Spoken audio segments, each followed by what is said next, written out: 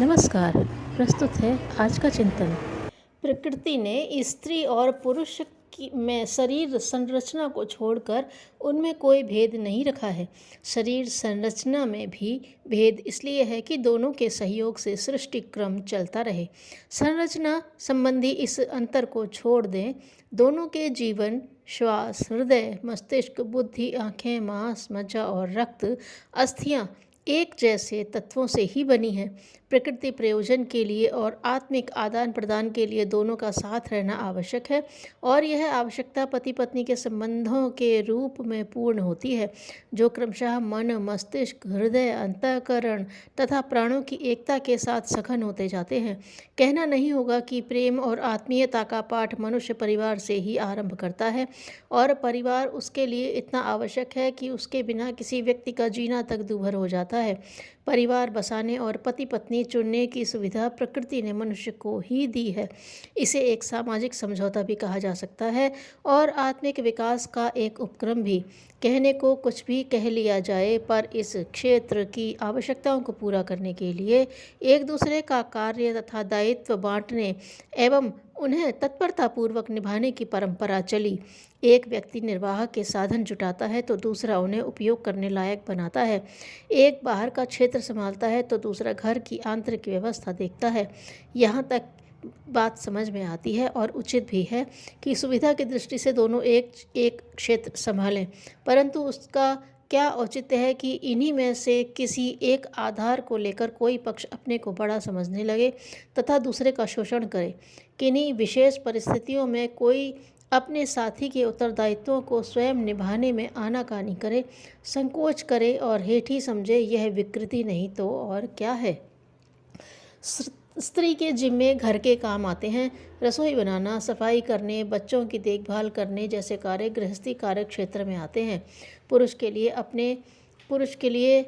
ने अपने लिए बाहर से कमाना, नौकरी धंधा करना, खेती बाड़ी संभालने जैसे काम ले रखे हैं, परंतु यह विडंबना पुरुषों के मामले में ही अधिकतर देखने को मिलती है कि आवश्यकता पड़ने पर घर के अंदरूनी कामों की देखभाल करने में अपनी हेठी समझने लगते हैं। महिलाएं तो वक्त पड़ने पर पुरुष के क्षेत्र में भी काम कर लेती हैं, निर्वाह के साधन जुटाने में भी लगी देखी जा सकती हैं, परंतु पति बीमारी की अवस्था में भी पत्नी से ही अपेक्षा करता है कि वह उसे खाना बनाकर खिलाए, बच्चों को संभाले। विवाह के समय वर वधू दोनों प्रतिज्ञा करते हैं कि हम एक दूसरे के प्रति कर्तव्यनिष्ठ रहेंगे, एक दूसरे का सहयोग करेंगे और प्रगति के पथ पर साथ साथ अग्रसर होंगे। पर आगे चलकर यह प्रतिज्ञा उस समय अधूरी और लूली लंगड़ी रह जाती है जब पुरुष पत्नी का काम संभालने में छोटापन अनुभव करता है और उसी प्रकार उसे पुरुष के क्षेत्र में प्रवेश करने से भी रोकता है। सुविधा की दृष्टि से कार्य क्षेत्र का विभाजन अपने दायित्वों और कर्तव्यों की अंतिम सीमा रेखा मान लेना किसी भी दृष्टि से वांछनीय नहीं कहा जा सकता। सच्चाई तो यह है कि पति और पत्नी दोनों मिलकर ही एक संपूर्ण इकाई समग्र व्यक्तित्व का निर्माण करते हैं। दोनों एक दूसरे के बिना अधूरे हैं और दोनों एक दूसरे के सहयोग से ही आगे बढ़ सकते हैं। सुविधा की दृष्टि से कामों का विभाजन कर लेना और बात है, परंतु ऐसी कोई कठोर मर्यादा नहीं बनाई जा सकती कि अमुक कार्य केवल पति ही करे और अमुक कार्य के लिए पत्नी पर ही निर्भर रह जाए।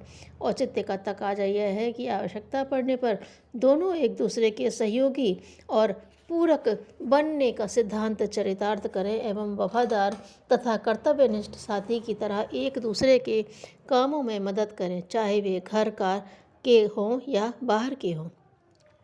देखा गया है कि स्त्रियां तो फिर भी अपने कर्तव्य से पीछे नहीं हटती। अपने को घर का मुखिया स्वामी समझने के अहंकार से पुरुष ही दूसरे कामों में हाथ लगाना अपनी अवमानना समझता है। जैसे पत्नी को परिवार के सभी सदस्यों के लिए भोजन तैयार करना पड़ता है, लेकिन कभी वह बीमार पड़ जाती है तो पति खुद भोजन बनाने की अपेक्षा पत्नी से ही यह आशा करता है कि वह बीमारी की हालत में खाना बनाकर दे, या वह होटल में खाने की बात सोचेगा अथवा घर में बच्चे हों तो उनके हाथ से भोजन बनवाने का विचार करेगा।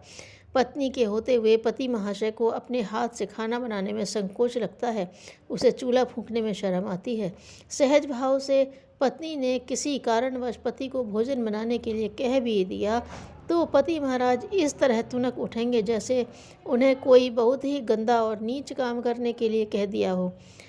इस मनोभूमि के कारण केवल पति होने का अहंकार ही है, इसके सिवा कुछ नहीं। अन्यथा पत्नी को अपना साथी सहचर मानने वाले ऐसे अवसरों पर कभी भी संकोच नहीं करते।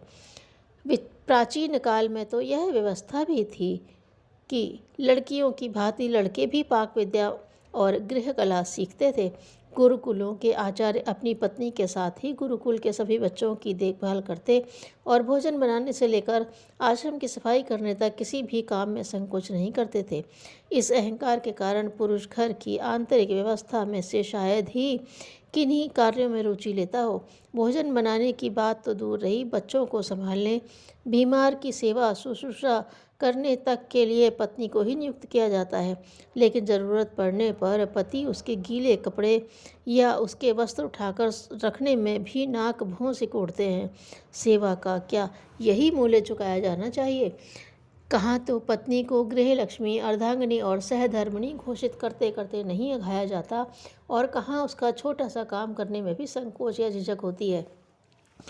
कई बार तो यहाँ तक देखा जाता है कि स्त्रियां दिन रात काम में लगी रहती हैं, उन्हें जरा भी अवकाश नहीं मिलता। दूसरी ओर पुरुष व्यर्थ आलस्य में पड़े रहने, मौज करने और ताश शतरंज खेलने में ही दिन गुजार देते हैं। जबकि आवश्यक यह है कि यदि अपने पास समय हो तो उसे पत्नी के सहयोग में लगाया जाए, ताकि उसका कार्य जल्दी पूरा हो और थकान तनाव से जितना संभव हो सके उसे बचाया जा सके। लेकिन लोग काम काज में सहयोग करना तो दूर रहा, पत्नी के प्रति सहानुभूति तक नहीं रखते, उल्टे अपने काम काज कार्यक्रमों से उसे परेशानी में डालते रहते हैं। पति के इस अहंकार ने भारत में पत्नी को इतना क्षुद्र बना दिया है कि पतिव्रत के नाम पर वह बेचारी पति की दासी जैसी बनकर ही रह जाती है। इस स्थिति को बदला जाना चाहिए और पत्नी के साथ सच्चे सहयोगी मित्र जैसा व्यवहार अपनाना चाहिए। दादी ने छोटे पोते से पूछा, सूरज बड़ा है या चांद? दादी ने कहा, दिन में रोशनी रहती है, फिर भी सूरज भले ही बड़ा हो बेकार चमकता है। उससे छोटे चंदा मामा कहीं अधिक समझदार है, जो अंधेरी रात में लोगों का राहत देने के लिए उगता और भलमनसाहत दिखाता है। यह समझने का तरीका है। तथ्य भले ही सही न हो, किंतु इससे बच्चों में सद्गुण संवर्धन होता है, जो कि सामान्य जानकारी से अधिक जरूरी है। स्वावलंबन जीवन में बहुत आवश्यक है। अपना काम स्वयं करें तथा धर्म के मार्ग पर चलना चाहिए। अंतरात्मा को कुचलना आत्महत्या से भी भयंकर अपराध है।